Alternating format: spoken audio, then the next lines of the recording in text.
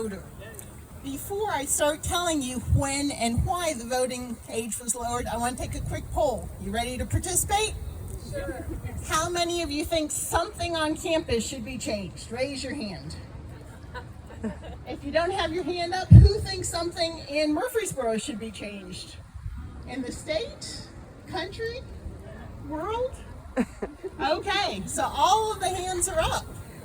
So, in 1970 and 1971, Americans thought the same thing, that there was a lot that needed to be changed. And so they looked to young people like you for that change. They recognized that you had the education to critically examine the world around you, that young people like you were willing to do the hard work to bring about change. And so, in 1971, Democrats and Republicans in Washington, D.C., and in Nashville, Tennessee, got together and they lowered the voting age from 21 all the way down to 18. Why? Because they needed young people like you to vote. They believed that young people like you were key to changing this country. So, they believed that your vote could change your communities. They believed that your vote could change the world. I want to make sure that you know that today, the same thing that politicians knew in 1971. Your vote can change things. So, a little historical background, because after all, I'm a historian. World War II was the first time that Congress considered lowering the voting age. Why?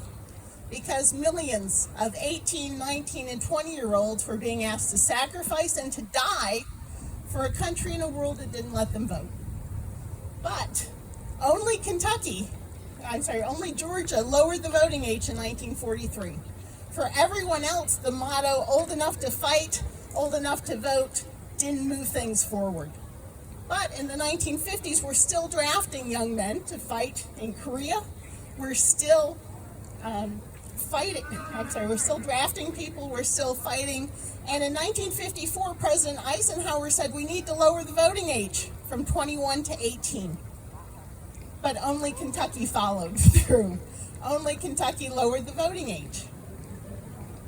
1950s, 1960s, not about teenage voting rights. 1950s and 1960s were about restoring the voting rights of Black Americans through the Civil Rights Movement. And it was young people like you on college campuses at Fisk University, American Baptist College, who began to change things. They were willing to sacrifice their freedom. They were willing to face the violence of white supremacists in order to make sure that all Americans could vote, regardless of race. And they were able to achieve that with the Voting Rights Act of 1965. But some of those very same civil rights crusaders weren't allowed to vote because they weren't 21 yet.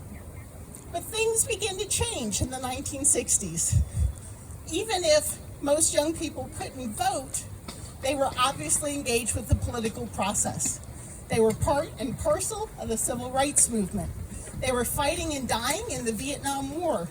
They were marching in the streets and canvassing for presidential candidates to change the outcome of that war. So, in 1970, a Republican president and a Democratic Congress came together and decided to lower the voting age. They recognized that 18 wasn't a magic age when we suddenly become mature, but they recognized most Americans by 18 had graduated from high school, that a lot of those young people had the education needed in order to engage in our democracy. And they believed that young people were better on the inside of the political process than marching in the streets. So, in 1971, the 26th Amendment came to the states.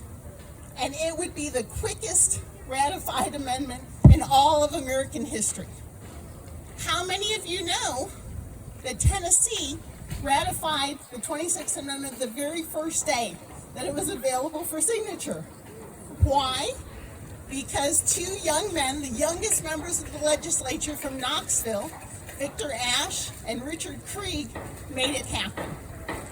Their colleagues had a lot of trouble looking at them, full-time law students and part-time legislators and saying that young people were not ready to bear the responsibilities to vote. So, 100 days, all the ratifications are in. I read through all the debates for Tennessee and the United States. Why did the voting age get lowered? Most Americans agreed that soldiers should be able to vote for their commander-in-chief, the President of the United States.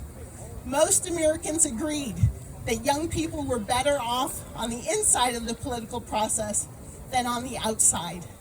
Most Americans agreed that 18-year-olds were ready to vote and to carry all the responsibilities of adulthood, that they could get married without their parents' permission, that they could sign a contract, a lease, all of those adult responsibilities. And ultimately, they believed that America needed young people in order to bring in the new ideas needed to move the country forward after the Vietnam War. So, I told you at the beginning, America lowers the voting age in 1971 because the nation needed young people like you to vote. I hope you don't ever believe when people say your vote doesn't matter. The only time your vote doesn't matter is when you don't cast it. So, register to vote. If you're not registered, you can register right through those doors in the lobby. Educate yourself about what's on your ballot, who and what. And finally, vote like your vote could change the world, because it can. Thank you.